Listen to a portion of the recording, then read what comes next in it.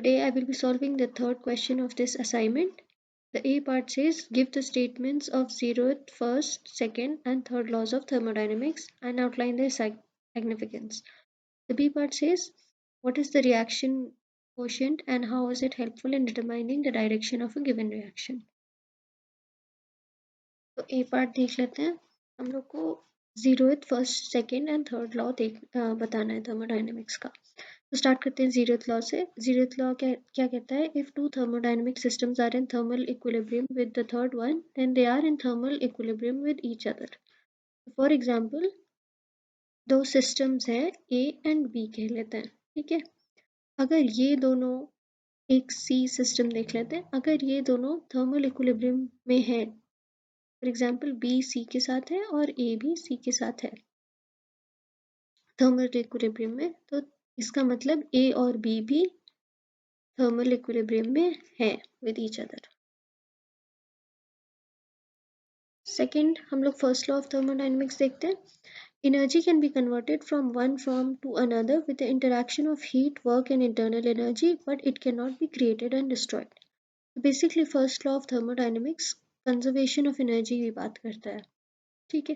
यहाँ पर हम लोग कहते हैं कि जो एनर्जी होती है वो it can neither be created, वो बन नहीं सकती और वो डिस्ट्रॉय नहीं हो सकती, ठीक है. It can only be converted from one form to another, and as इस डेफिनेशन में लिखा है with the interaction of heat, work and internal energy. तो इसे मैथमेटिकली रिप्रेजेंट हम लोग कर सकते हैं बाय दिस इक्वेशन. इक्वेशन क्या कहता है?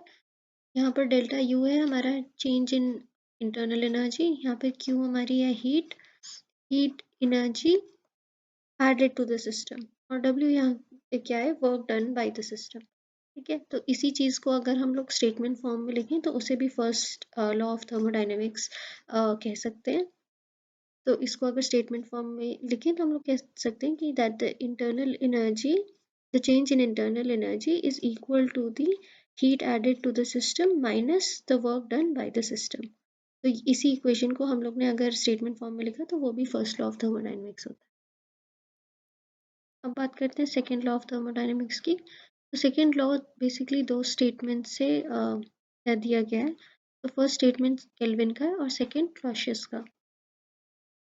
तो यहाँ पर केल्विन स्टेटमेंट क्या कहता है कि it is impossible for a heat engine to produce net work in a complete cycle if it exchanges heat only with the bodies at a single fix temperature, ठीक है.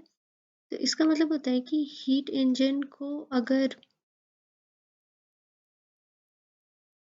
वर्क प्रोड्यूस करना है तो वो पॉसिबल नहीं है अगर वो एक्सचेंज करता है heat only with bodies at a single fix temperature. इसका दूसरा कहने का तरीका होता है कि अगर हीट इंजन को एक्सचेंज करना है, अगर हीट इंजन को वर्क प्रोड्यूस करना है, ठीक है, अगर हमारा जो हीट इंजन है उसे वर्क प्रोड्यूस करना है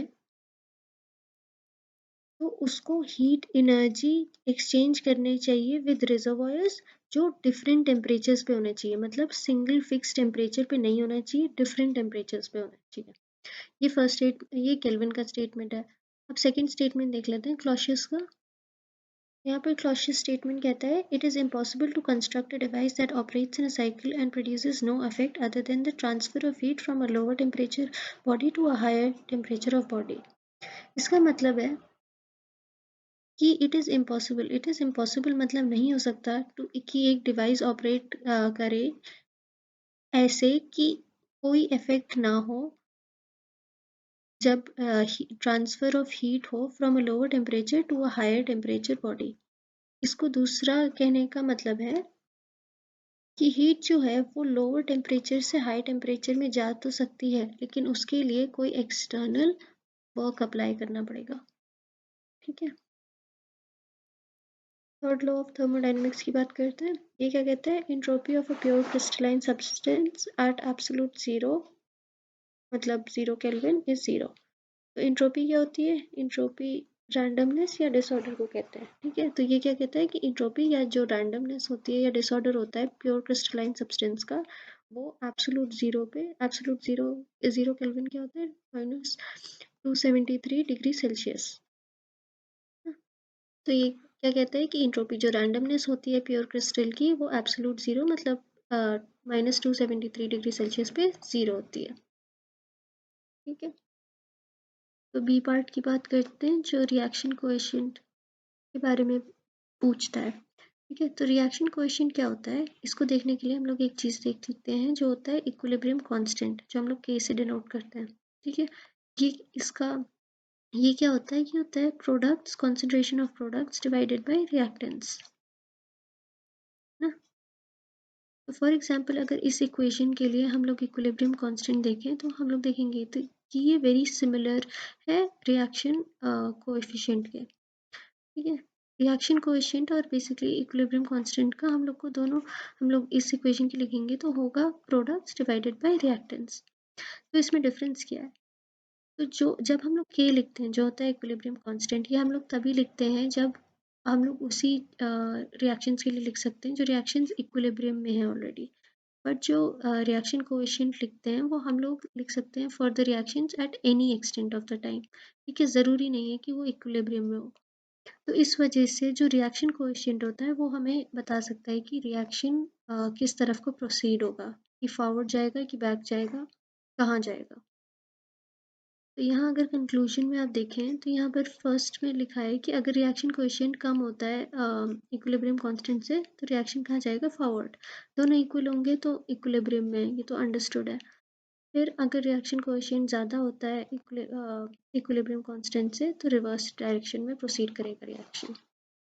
तो आई होप ये समझ में आया एंड थैंक यू।